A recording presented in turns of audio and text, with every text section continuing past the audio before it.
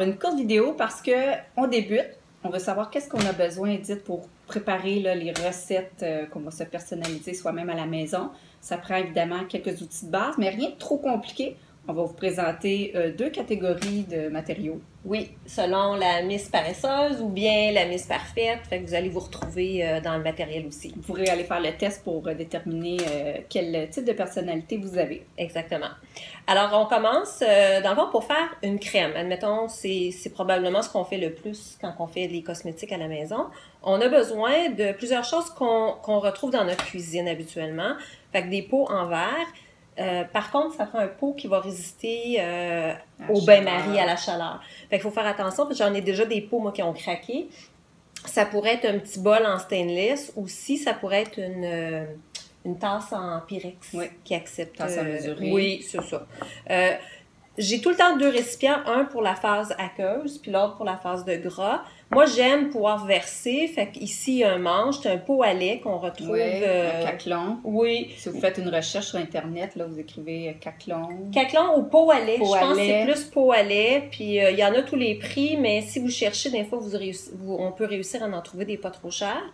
Mais sinon, ça pourrait être deux tasses à mesurer, ça ferait aussi. Ensuite, on a besoin des petits contenants pour mesurer, peser nos ingrédients. On a besoin d'un fouet. Nous, on a un mini fouet, mais si vous en avez un plus gros, il faut juste prendre un récipient qui va être assez gros pour avoir le fouet. Est-ce qu'il pourrait pas être, maintenant, il y en a en plastique, parce qu'avec l'argile, il y a certains ingrédients là, qui veulent pas avoir le métal. Exactement. Ça pourrait être ceux qui sont en, comment on appelle ça, du silicone. Oui. Fait que ça pourrait être en silicone. Okay. Oui, oui. Des petites cuillères pour mesurer ce qu'on va utiliser. On a gardé des petites cuillères de bébé, là.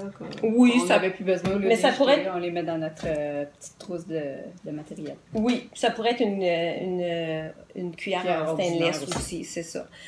Des fois, des entonnoirs, quand on veut verser le produit à la fin, le produit fini. Une maryse pour pouvoir aller vraiment tout récupérer à la fin notre produit. Une maryse, moi j'appelle ça une spatule. Bon, c'est la même chose. Fait que tu me l'apprends, je ne savais même pas. Un thermomètre. Le thermomètre, celui-là, on l'a pris, en tout cas moi j'ai pris chez Canadian Tire, j'ai pas payé cher, je pense que c'est 3-4 $. L'important, c'est qu'il y a en degrés Celsius pour nous, mais en Fahrenheit si vous utilisez Fahrenheit. Fait qu'on fait juste le mettre à l'intérieur pour tester parce qu'on veut que les deux phases aillent à un certain degré pour réussir à faire notre crème. Et la dernière chose que j'ai pas parlé, c'est la plus importante quand on fait les cosmétiques. C'est l'indispensable, on peut pas... Fait que techniquement, c'est pas mal ces deux choses-là qu'on n'a pas nécessairement dans notre cuisine, quoique ça se peut que vous ayez... un thermomètre. Mais la balance, ça prend une balance de précision qui va aller à 0,02 passer le gramme. Donc, on veut avant le gramme. Fait qu'on veut être capable de mesurer 0,00 en bas d'un gramme. Fait que ça, c'est quand on va aller vraiment mesurer des petites choses. Au millième. Oui, c'est ça.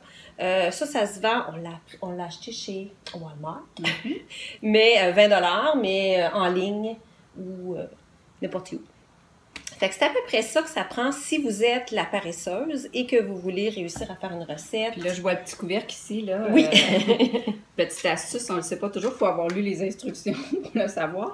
Mais ça sert aussi de petits plateaux. Quand on ne veut pas les poudres, par exemple, là, en mettre partout dans nos petites fentes ici. Parce que ça pour qu'elles restent précises le plus longtemps possible. Donc, ça sert de petits plateaux aussi. Oui.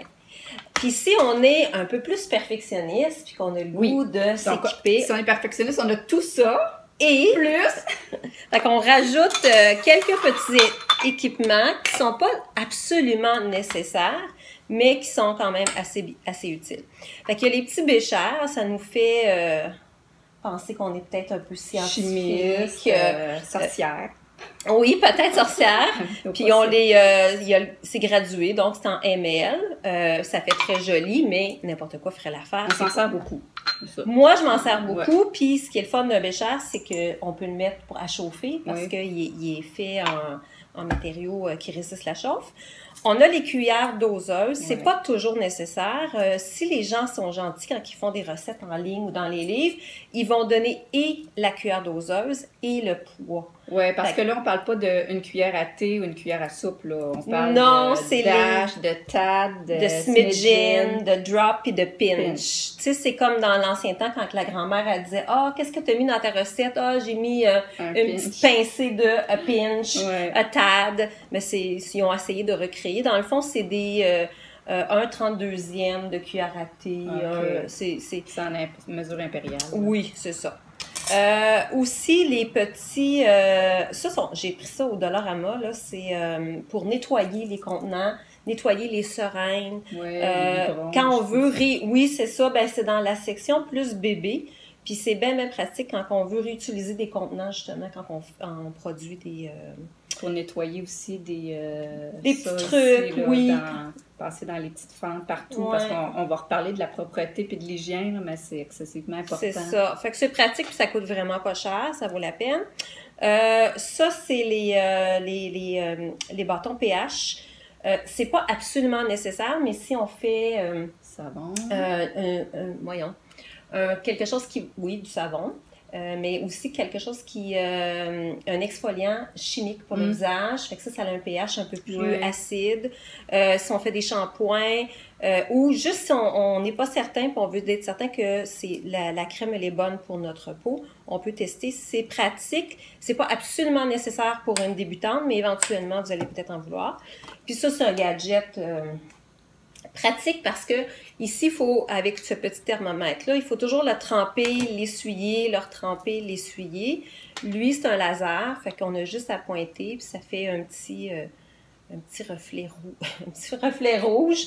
Puis ça teste, ça nous dit qu'en ce moment, mon comptoir est à 25 degrés. Fait que c'est pratique, puis ça s'agrée. Oui, effectivement, puis c'est précis. Oui, et rapide. Fait que c'est ce que ça prend quand on veut faire de la cosmétique à la maison. C'est pas grand-chose, ça coûte pas cher. Puis c'est tout des choses qu'on peut réutiliser en cuisine ensuite, excepté si on a fait du savon, ben là on voudrait pas réutiliser quelque chose qui est en silicone. Même le plastique, celui-là je le réutiliserai pas. Mais tout ce qui est en verre, en stainless, il n'y a pas de problème, on peut le réutiliser en cuisine. Donc, on peut faire notre soupe puis notre crème tant qu'on ne se mélange pas dans les ingrédients. Alors voilà, j'espère qu'on vous a donné le goût de débuter et surtout que vous avez été renseignés et convaincus que c'était pas si compliqué et coûteux pour surtout pas partir la production. Et bonne chance! À la prochaine! Au revoir!